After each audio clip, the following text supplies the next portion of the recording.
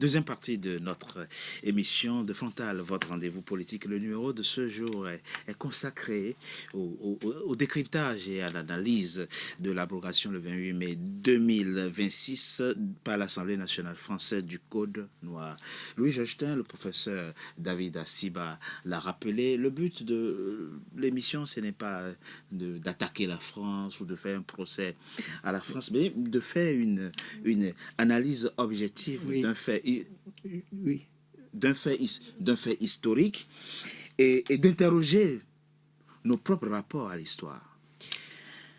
Que retiendra l'histoire? Que l'histoire retiendra que c'est un Guadeloupéen, donc quelqu'un qui nous ressemble, qui a pris l'initiative de faire abroger le Code noir. Ça veut dire que nous aurions pu le faire plus tôt. Oui. Mais ça dit aussi quelque chose de nos rapports à l'histoire et aux vestiges de l'histoire qui nous sont préjudiciables. Et moi, je vous pose la question suivante.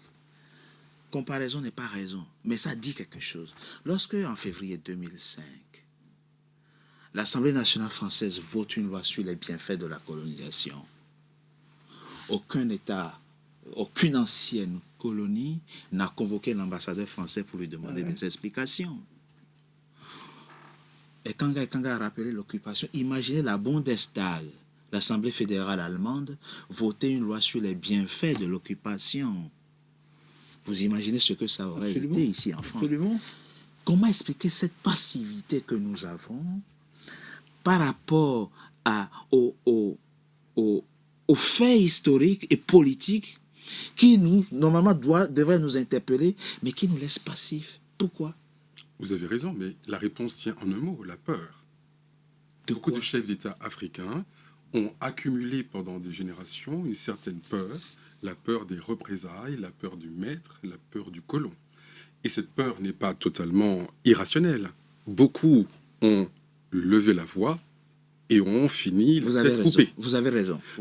Les noms sont nombreux et on peut aller très loin dans l'histoire. On peut aller aussi avec Kadhafi, Gbagbo et quantité d'autres.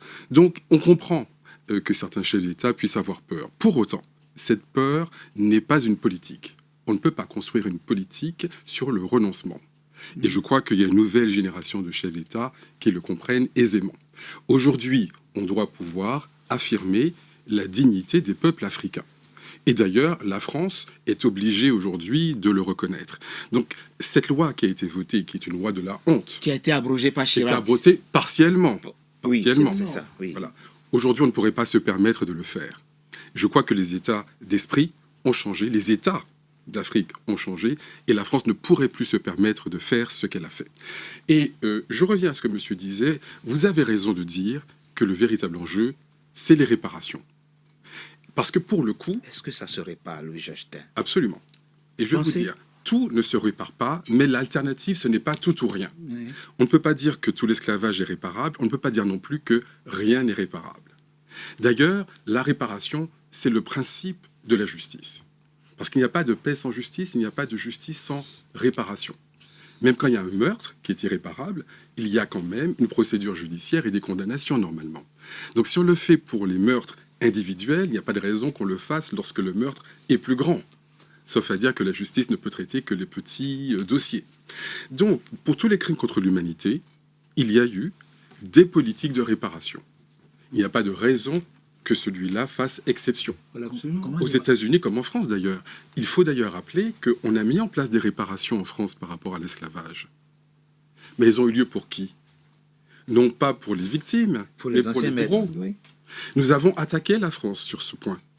Je raconte l'histoire d'Haïti brièvement.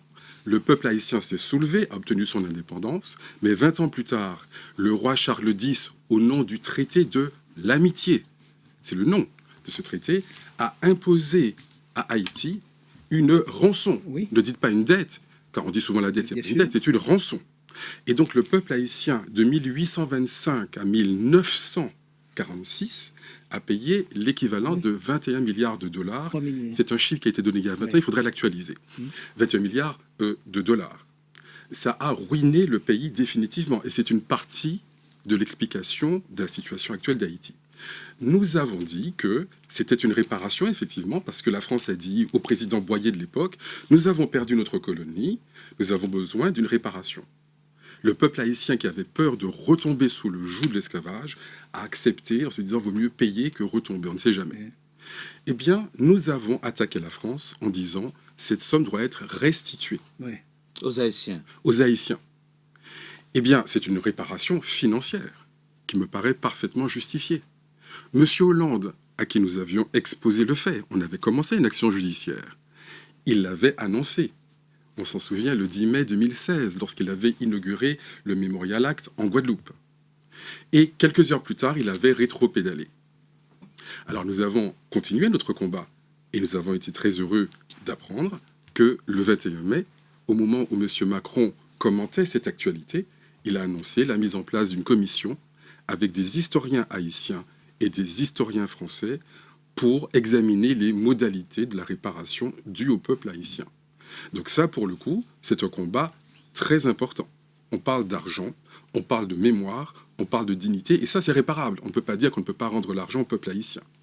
Par ailleurs, la CARICOM, qui rassemble l'ensemble des pays de la zone, depuis Cuba jusqu'à Suriname, eh bien, elle a mis en place un plan de réparation en 10 points, qui demande d'abord des excuses, ensuite qui demande des plans en matière de santé, de développement agricole, éducatif, etc. C'est une façon de réparer.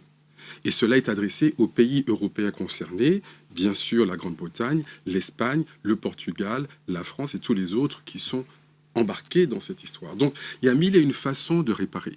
D'ailleurs, en ce moment même, je suis en train de rassembler un certain nombre de groupes, d'organisations, d'expertise en France pour mettre en place un programme de réparation. Parce que le CRAN, depuis 2012, travaille là-dessus. J'ai même publié 2 livres, vous les avez cités. Mais nous invitons les autres aussi à se saisir. Nous avons notre vision de réparation, mais d'autres ont des propositions à faire. Il y a des gens qui travaillent sur la réforme agraire, il y a des gens qui travaillent sur l'éducation, il faut faire des films, il faut faire beaucoup de choses. Et puis, n'oublions pas, bien sûr, l'Afrique. Oui. Parce qu'on parle de l'outre-mer, moi je suis martiniquais, et tant mieux, mais je n'oublie pas que les premières victimes de l'esclavage, c'est l'Afrique. Et vous l'avez dit à juste titre, on nous parle des traîtres africains comme s'il n'y en avait pas en Europe. Mais les premières victimes de l'esclavage, mais c'est des Africains mourant en Afrique. Les négriers le disent eux-mêmes. Ils disent pour avoir un esclave vivant, il faut tuer destination qu'on va exporter et déporter vers les colonies d'Amérique. Il faut tuer 2 à 4 personnes en Afrique. Pourquoi ? Absolument. Parce que les gens ne se laissent pas attraper comme des moutons. Chacun se bat pour sauver qui sa femme, son mari, ses enfants, ses parents. Ils résistaient, exactement. Et donc nous avons des combats homériques qui ont été menés. Beaucoup de gens sont morts et n'ont pas pu sauver tout le monde, mais ils ont fait tout ce qu'ils ont pu. Eh bien, ils sont les premiers bénéficiaires normalement de la réparation. Donc je pense que dans le champ de la réparation, qui est très large, il faut intégrer non seulement les territoires d'outre-mer, sans oublier Haïti, qui n'est plus un territoire d'outre-mer, mais qui était une colonie, mais il faut aussi, bien sûr, intégrer les pays africains qui ont été les premières victimes de la traite négrière. Ils ne pourront jamais payer, parce que si on doit quantifier... Non, on peut tout quantifier. Et Haïti a payé pendant 100 ans. Oui. Donc si Haïti a payé pendant 100 ans, la France peut aussi ça, payer c'est la pendant 100 rançon. ans. Vous parlez de la rançon. Absolument. Mais l'esclavage lui-même qu'ils ont subi. Je peux vous assurer que tout cela a été quantifié, il y a quantité d'expertise, même dans, par exemple, un vol d'avion. Il y a un accident, eh bien, il y a des experts en assurance qui viennent et qui vous dédommagent, même si vous ne pouvez pas, évidemment, réparer la perte d'un être cher. Il y a quand même des polices d'assurance qui existent. Il y avait même des assurances qui existaient à l'époque. La première assurance dans le monde, c'est Lloyd's. Ils assuraient la vie des esclaves. Donc, on ne doit pas, disons, se retrancher derrière des excuses. Tout est réparable au niveau financier, même si les vies humaines sont perdues pour jamais.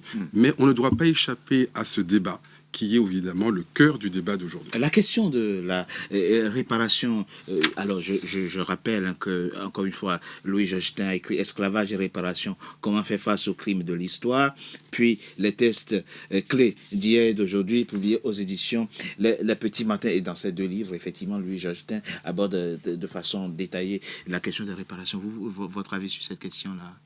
Mon avis, il est hybride. C'est-à-dire que oui, effectivement, on peut quantifier les réparations et il faut quantifier les réparations pour précisément les évaluer. D'ailleurs, sur l'élément que vous évoquiez sur les préjudices causés à Haïti, Le New York Times a récemment travaillé sur les pertes cumulées de Haïti rapportées au XXIe siècle sur les 150 millions de francs or que Haïti a été obligé de payer à la France à partir de Charles X en 1825. Outre le fait que ça ferait aujourd'hui, ramené à l'inflation de 2026, environ 560 millions de dollars, il faut tenir compte du fait que c'est précisément 560 millions de dollars qui n'ont pas pu être injectés dans l'économie d'Haïti pour générer plus de revenus. Plusieurs milliards de dollars. Oui, ce qui apporte... Plusieurs milliards. C'est là où je veux en venir. Ce qui apporte le préjudice total, selon le New York Times, vous parliez de 21, à 118 milliards de Il y a dollars. plusieurs chiffres, on est en milliards. Oui, c'est-à-dire c'est littéralement à 3 chiffres. C'est-à-dire c'est énorme. Et donc, il faut regarder objectivement que la France se ruinerait, qu'elle n'aurait même pas payé, remboursé à la moitié des pays à qui elle devrait, pour ne citer que la France, n'aurait pas la capacité, de la part, enfin du point de vue de ses caisses publiques, de rembourser tout ce qu'elle doit. C'est énormissime. Outre la dette de sang, évidemment, outre évidemment les autres mécanismes qu'on n'évoque pas toujours. Des beaux cadeaux que les esclavagistes ont apportés comme la syphilis, la variole, qui ont évidemment énormément décimé les populations locales avant même qu'elles ne soient transportées sur les cales de bateaux. Donc à la fois oui, c'est quantifiable et en même temps c'est très compliqué à mettre en place. J'aurais quand même quelques idées et je pense que cela permettrait mais vraiment d'amorcer une nouvelle ère. Bien sûr, on va en parler dans cette émission. Parce que ce sont des idées qui mettraient à mal vraiment les esclavagistes d'hier, puisqu'ils aimeraient bien des réparations de façade plutôt que des réformes historiques et totalement audacieuses. On pourrait exiger, par exemple, les Nations Unies ont évoqué cela il y a 2 ans, 2 sièges pour l'Afrique au sein du Conseil de sécurité de l'ONU. Le débat existe. Par contre, il faudrait que les 2 pays aient, en l'occurrence, un droit de veto. Ce qui empêcherait qu'il y ait des interventions unilatérales comme ce qu'on a vu en Libye, ce qui empêcherait qu'il y ait des gens qui décident comme ça de venir faire la loi chez nous, alors qu'ils ne sont pas réellement, du point de vue de l'histoire, un exemple à suivre. Avec l'Afrique au sein du Conseil de sécurité de l'ONU, avec 2 voix en l'occurrence, on pourrait apposer un veto et il n'y aurait pas d'intervention si la résolution ou la volonté n'est pas convaincante. Deuxième élément, on pourrait partager aussi avec l'Afrique, comme la France l'a fait avec notamment Israël dans les années 56 sous Guy Mollet, le principe de l'arme atomique, de la dissuasion nucléaire. Oui. C'est ce que j'appelle des réparations véritables. Et il est évident que ces réformes-là ne plairaient pas à l'establishment qui, évidemment, aimerait bien cantonner les esclaves d'hier à un rôle de subalterne encore aujourd'hui. Encore, je peux évoquer un autre élément. Le déboulonnage des statues, bien sûr. D'accord. Vous n'arrivez pas à, je sais pas. On va en parler. Hein. Oui, vous n'arrivez pas à Tel Aviv ou à Jérusalem et on va vous présenter Goebbels et Himmler, mais pourtant, ni à Berlin d'ailleurs, mais pourtant à Paris, on vous explique que ça fait partie de l'histoire. C'est la très sculpture intéressant. de Monsieur Colbert. Les effigies, enfin l'appellation de Louis XIV comme le roi soleil, mais imaginez le roi soleil.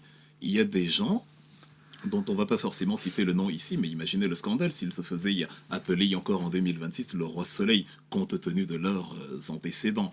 Par contre, cela est encore dans l'inconscient collectif totalement accepté, et donc il faudrait pour finir une réforme éducative qui passe donc par, c'est ça que j'appelle moi des réparations. Le déboulonnage, quitte à se débarrasser de toutes les sculptures, c'est pas de notre faute si il y a eu autant d'esclavagistes du point de vue occidental. Donc on revisite l'histoire de fond en comble et on cesse de dire aux Africains que c'est accuser la France que de faire l'histoire. Nous faisons l'histoire. On parle beaucoup de l'article 44. Il faut noter que dans l'article 33 du Code noir, on précisait que si l'esclave frappe son maître, s'il y a un bleu, une contusion, ou la femme du maître ou un parent du maître, et qu'il y a du sang, il sera puni de mort. Je veux bien qu'il ne faut pas frapper des gens, mais de là à ôter la vie pour cela, c'est un peu fort de café. Y compris l'article 27 qui précisait par exemple que oui, il faut loger, nourrir l'esclave, mais dans les faits, ça ne se passait pas comme ça. On s'en foutait totalement quand on avait... Alors vous avez effectivement... Des statuts, d'ailleurs, je voudrais revenir là-dessus. La question du statut... Des statuts. Des statuts. Alors, qu'il faut déboulonner, oui. Absolument. Oui. Il ne s'agit pas de les détruire, mais il faut les mettre dans un musée de l'esclavage. Je rappelle qu'il n'y en a pas en France, dans l'Hexagone. Il y en a 100 aux États-Unis, 0 dans l'Hexagone. Celui qui est en Guadeloupe, c'est un mémorial, pas un musée.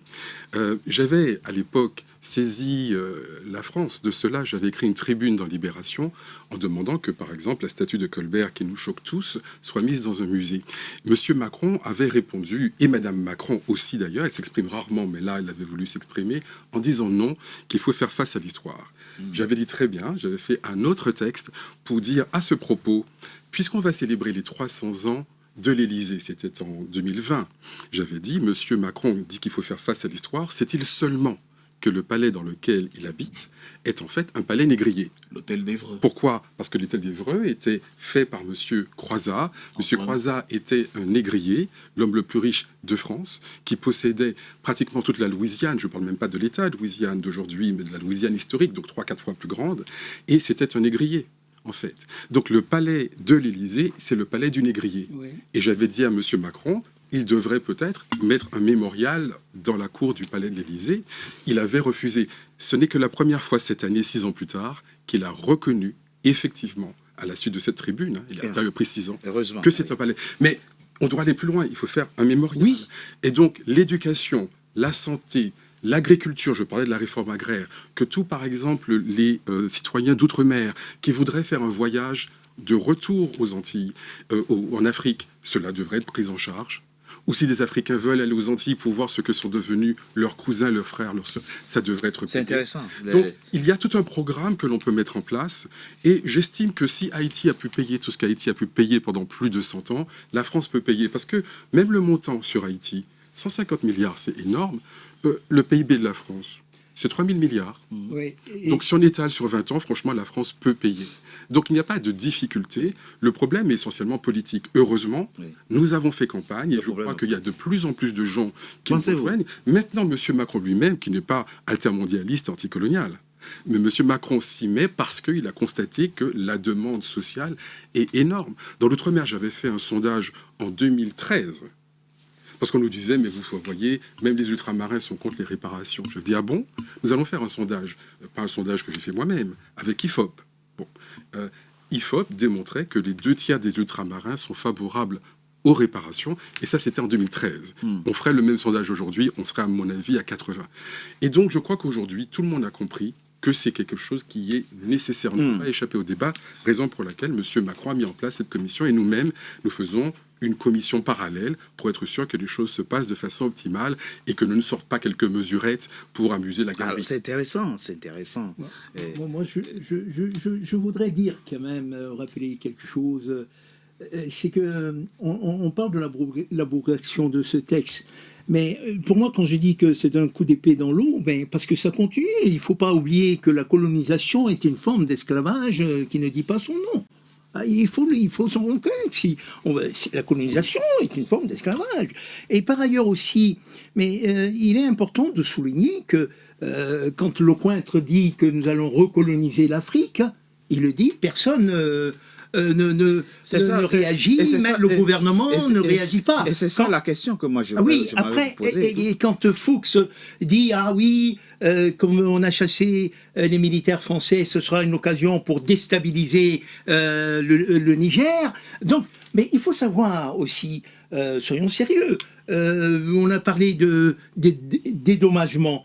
Quand vous achetez à $8 la tonne d'uranium, alors que ça coûte 250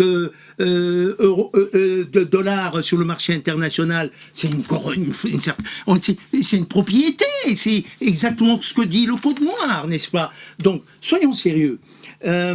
Si la France désire faire vraiment un travail correct dans cela, c'est que, en fait, elle devrait coller la paix aux Africains. Point. Je propose qu'on marque une pause. On se retrouve dans quelques secondes pour la troisième et dernière partie de notre émission. Tout de suite. NCA, désormais sur Free. Après son intégration au bouquet Canal+ Afrique, Canal 9 et Canal 573, NCA poursuit son développement et vient d'intégrer le célèbre bouquet Free TV, Canal 426. La chaîne panafricaine renforce ainsi son ancrage aussi bien en Afrique que hors d'Afrique. Le développement de NCA, c'est vous, nos téléspectateurs à travers le monde. NCA, la chaîne panafricaine de référence.